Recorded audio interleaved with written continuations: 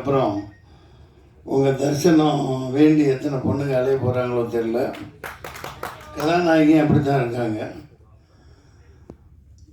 பனியில் பூத்த மலர் மாதிரி குளிச்சுட்டு அப்படியே வந்திருக்காங்க. நல்லா அற்புதமான தேர்வு. மற்றும் இவங்க போலீஸ்காரியாக நடித்தாங்க எங்கூட. இந்த பச்சையம்மன் அவர்கள் அம்மா பேர் ரம்யா மேடம். ஐயா சிரிக்கக்கூடாது ஐயா, திடீர்னு கூப்பிட்றாங்க, என்ன தப்பாக எடுத்துக்கூடாது. அவங்கள பாராட்டணும், பேர் சொல்லாம விட்டால் தப்பாகிடும். இசையமைப்பாளர் நல்லா எங்கே இருக்கார். இந்த கருப்பு படத்துலேயும் ஒரு அபயங்கர்னு ஒரு பையன், சின்ன பையன் தான், இதே மாதிரி தான். இந்த மாதிரி புதியவர்களை ஊக்குவிக்கணும். அந்த வகையில் நான் குமார் அவர்களை ரொம்ப ரொம்ப பாராட்டுறேன். நீங்கள் வந்து எடுப்பீங்க, இன்னும் நிறைய எடுப்பீங்க. இந்த அப்டேட் பிக்சர்ஸ் அப்டேட்டாக அடிச்சு தள்ளிட்டு போயிட்டே இருக்கும்.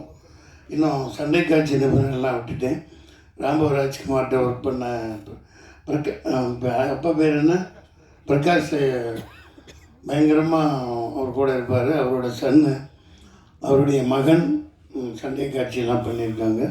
பார்க்க ஒரு சண்டை காட்சி நிபுணர் மாதிரியே இல்லை, பெரிய ஒரு ஹாலிவுட் ப்ரொடியூசர் மாதிரி. ஒரு இவர் விஜய் மல்லையாவோட பார்ட்னர் மாதிரி பந்தாவாக இருக்காங்க. அந்த மாதிரி சொல்லிகிட்டே போகலாம். அற்புதமாக சாப்பாடு இல்லை. இந்த படத்துக்கு சரண்டர்னு பேர் வச்சுருக்காங்க. நான் அது உள்ள அறம் கூற்றாகும் அப்படின்னு ஒரு அற்புதமான அறத்தை தொகுப்பாளனி இளங்கோ வடிவேல் கூட்டிலிருந்து எடுத்து சொன்னாங்க. அது அற்புதமாக பேசுகிறாங்க, அதை பாராட்டணும் அவங்கள. சரண்டர் சரியான நேரத்தில் வருது.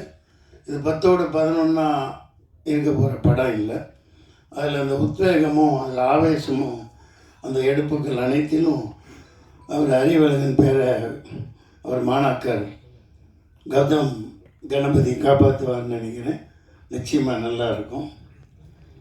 சரண்டர், சென்ட்ரலுக்கு ஸ்டேட் சரண்டர்,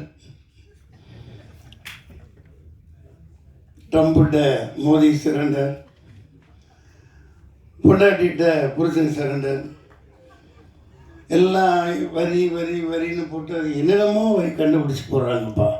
இந்த நிர்மலா சீதாராமன் மேடம் எங்கே தான் கற்றுக்கிட்டு வந்தாங்களோ தெரில, சட்டையே பகுத்து விட்டுருவாங்க போல். எல்லாம் இருக்கிற எல்லாத்தையும் அந்த வரி இந்த வரி, லொட்டு வரி, லொஸ்கு வரி, இன்கம் டேக்ஸ் கட்டுறோம், கமர்ஷியல் டேக்ஸ் கட்டுறோம், அப்புறம் என்ன ஜிஎஸ்டி, அப்புறம் ஸ்டேட்டு சென்ட்ரலு, எல்லாம் ஒன்றுக்கு 4 முறையிலையும் வசூலை பண்ணி மக்கள்கிட்ட எல்லாத்தையும் அவுத்துட்டு விட்டுறதுனால மக்கள் எல்லாம் கவர்மெண்ட்டுக்கு சரண்டராக இருக்காங்க.